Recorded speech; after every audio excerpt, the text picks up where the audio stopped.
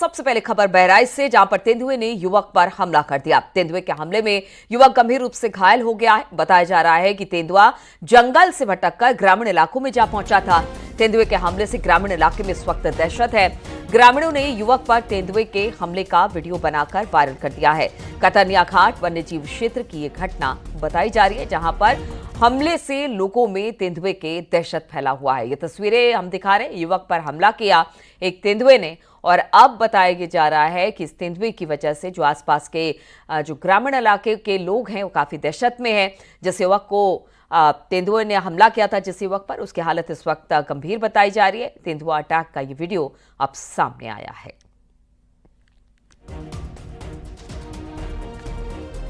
बातचीत करने के लिए अखिलेश कुमार इस वक्त बहराइच से हमारे साथ जुड़ गए हैं।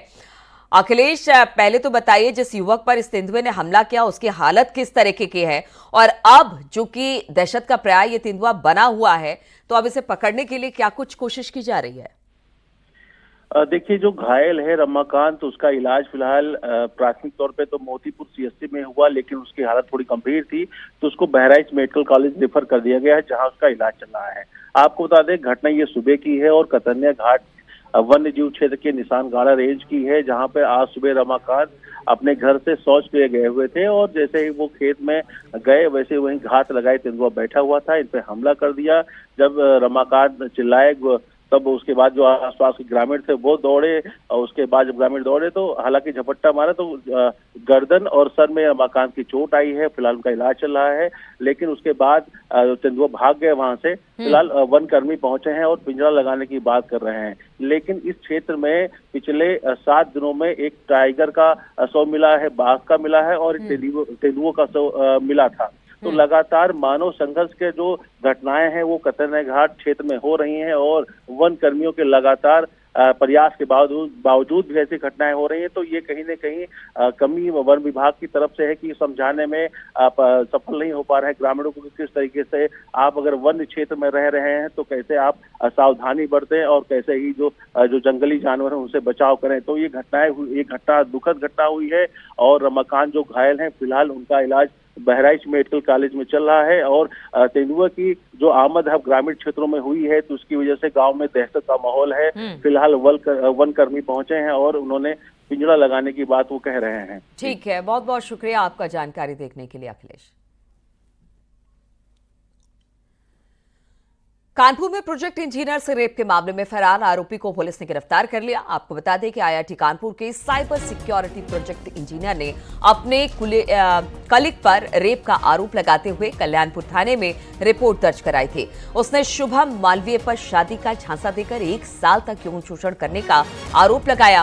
पीड़ित लड़की अरुणाचल प्रदेश की रहने वाली है और आरोपी शुभम मालवीय इंदौर का रहने वाला। कानपुर पुलिस ने उसकी गिरफ्तारी के लिए इंदौर, झांसी और भोपाल में छापेमारी की थी। छापेमारी के डर से शुभम इंदौर से भागकर फिर कानपुर आया और एक फ्लैट में छुपा था। बातचीत करने के लिए अमित गंजू कानपुर से हमारे साथ जुड़ गए। अमित जी, ये पूरा मामला आखिर है क्या, जरा विस्तार से बताइए। देखिए नीलू जी, मैं आपको बताना चाहूंगा कि भारत के सबसे प्रतिष्ठित प्रतिष्ठान आईआईटी के अंतर्गत का मामला पूरा है। दरअसल ये इस मामले में एक प्रोजेक्ट इंजीनियर का उसी के ऑफिस के एक प्रोजेक्ट इंजीनियर से व्हाट्सएप के माध्यम से पहले मित्रता हुई और उसके बाद चैटिंग हुई। चैटिंग के बाद इन सबका सब्जेक्ट मैटर बढ़ता गया और ऐसे में इसने ये बताया कि वो अनमैरिड है और उसके साथ तमाम चीजें डेवलप की और उसके बाद अपने ही दोस्त के फ्लैट पर जाकर इसके साथ दुष्कर्म किया। जिसके बाद जब इसने इसका विरोध किया तो इसको शादी का झांसा दिया कि शादी करूंगा, और करते करते इसको 14 महीने तक इस अरुणाचल की इस प्रोजेक्ट इंजीनियर लड़की को टहलाता। जिसके बाद परेशान इस महिला ने एसीपी कल्याणपुर से इसकी गुहार लगाई। एसीपी कल्याणपुर ने इसकी गंभीरता को समझा। जब इसको बुलाने का और समझौता कराने का प्रयास किया गया तो ये अपनी लोकेशंस बदलता गया। जिसके बाद एसीपी अभिषेक पांडे कल्याणपुर के नेतृत्व में 5 टीमों ने, जहां एक और इंदौर, भोपाल, झांसी में छापेमारी की। तो इस छापेमारी की सूचना इसको लगी, जिसके बाद झांसी से वापस कानपुर आया और अपने ही मित्र के यहाँ पैसे लेने के लिए आया ताकि ये यहाँ से बाहर कहीं और फ्लाई कर जाए। ऐसे में पुलिस ने इसको धर दबोचा और अब पुलिस इसके मददगार की भी तलाश में, क्योंकि निश्चित तौर पर इस पूरे 3 महीने के अंदर से फरार चल रहा है। पुलिस इसके अन्य साथियों की तलाश में भी, और ऐसे में पुलिस ने लिखा पड़ी की उसे जेल भेजने की तैयारी कर रही है। ठीक है, बहुत बहुत शुक्रिया आपका अमित जी जानकारी देने के लिए।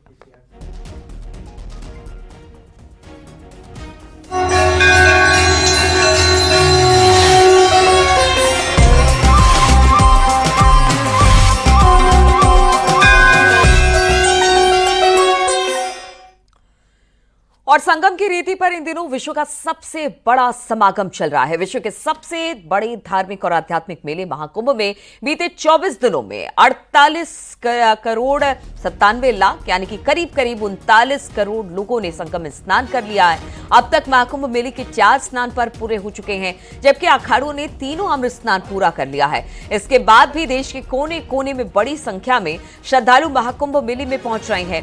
महाकुंभ मेले के 25वें दिन भी संगम की धरती पर आस्था का सैलाब देखने को मिला है और कहा यह जा रहा है कि भले अमृत स्नान खत्म हो गया हो, 4 बड़े स्नान खत्म हो गए हो, लेकिन जब तक ये मेला नहीं खत्म हो जाता तब तक लोगों की भीड़ इसी तरह से संगम क्षेत्र में दिखाई देगी।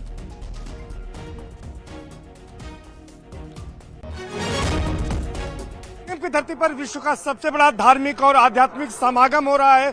अब तक 24 दिनों में करीब 39 करोड़ लोगों ने आस्था की डुबकी लगाई है। बुधवार को भी करीब 67 लाख से ज्यादा श्रद्धालु आस्था की डुबकी लगा चुके हैं और आज 25वां दिन है। आप देख सकते हैं ब्रह्म मुहूर्त से ही यहाँ पर श्रद्धालुओं का तांता लगा हुआ है। बड़ी संख्या में श्रद्धालु यहाँ पर आ रहे हैं, यहाँ पर आस्था की डुबकी लगा रहे हैं। साफ तौर पर आप देख सकते हैं जो यहाँ के रास्ते हैं आने और जाने वाले वो श्रद्धालुओं से पटे पड़े हैं। बड़ी संख्या में श्रद्धालु यहाँ पर आस्था की डुबकी लगा रहे हैं और आज सुबह से भी लाखों लोग आस्था की डुबकी लगा चुके हैं। लोगों के मन में कामना यही है कि सबका कल्याण हो। एक परिवार हमारे साथ है जो कि बंगलौर से आया, उन लोगों से बात करते हैं। ये बताइए कि किस तरह से आप लोगों ने स्नान किया, क्या कामना की और कैसी व्यवस्थाएं यहाँ पर देखी हैं आपने? So it was amazing, my Hindi is not so good, sorry, it was amazing. We could not expect we will make it. Finally we have made it by the God of grace. But it's a huge peace and tranquility in our mind. I found it. It's a mini India. अच्छा, ये mini India है, ये तो बात सही, लेकिन CM ने कैसी तैयारी की है Yogi Adityanath? Everything is so, uniformized. We didn't find any kind of problem. The last night we stayed in the tent and all. Everything is well arranged. Well arranged. We are very satisfied and happy. And आप बताइए कि कैसी व्यवस्थाएं हैं यहाँ पर? व्यवस्थाएं अच्छी है और कोई तकलीफ नहीं हुई है।